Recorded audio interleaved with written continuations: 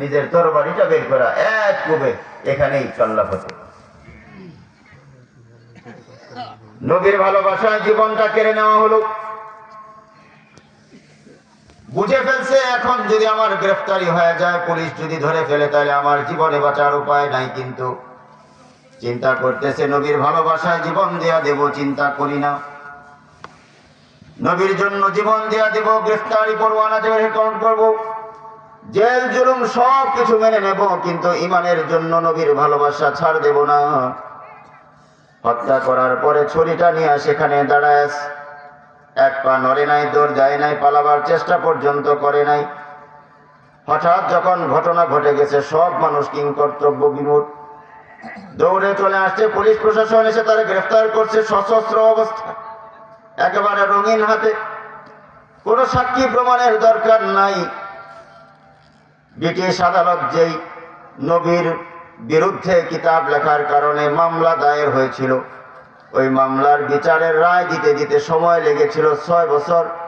অথচ নবীর পক্ষে জীবন কেড়ে নেবার অপরাধে এই ইলমুদ্দিনের বিচার করা হয়ে গেল মাত্র 6 মাসে।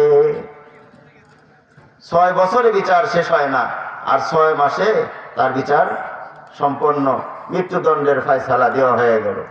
ওই সময়ের সবচাইতে নামি দামি যিনি ব্যারিস্টার ছিলেন, মোহাম্মদ আলী জিন্নাহ, আপনারা চিনবেন, পাকিস্তানের, তিনি তার পক্ষে, ইলমুদ্দিনের পক্ষে লড়েছিলেন।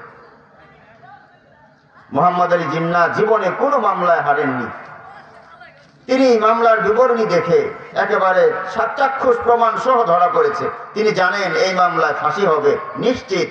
এরপরেও যখন তার সামনে মামলা পেশ করা হলো, তিনি এই মামলা নিলেন, যদিও জানেন এই মামলায় তার প্রথম পরাজয় হবে।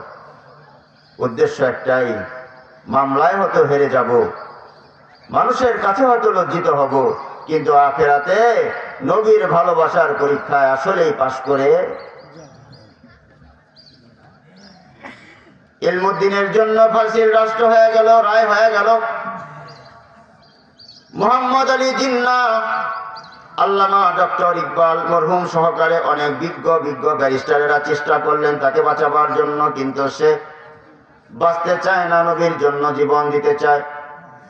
পরিশেষে বলা হলো, ইলমুদ্দিন তুমি ছোট মানুষ, জজের কাছে গিয়ে তোমাকে বলা হবে তুমি মানসিক ভারসাম্য হারিয়ে বিবেক শূন্য হয়ে এই কাজটা করেছো, কিভাবে করেছো জানো না, বলতে পারবা না।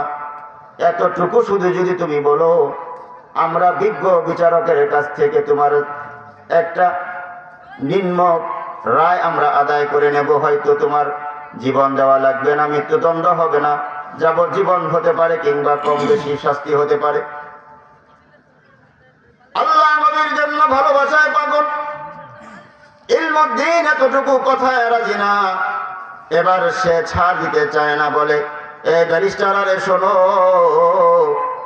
আমি যদি আজকে বলি আমি মানসিক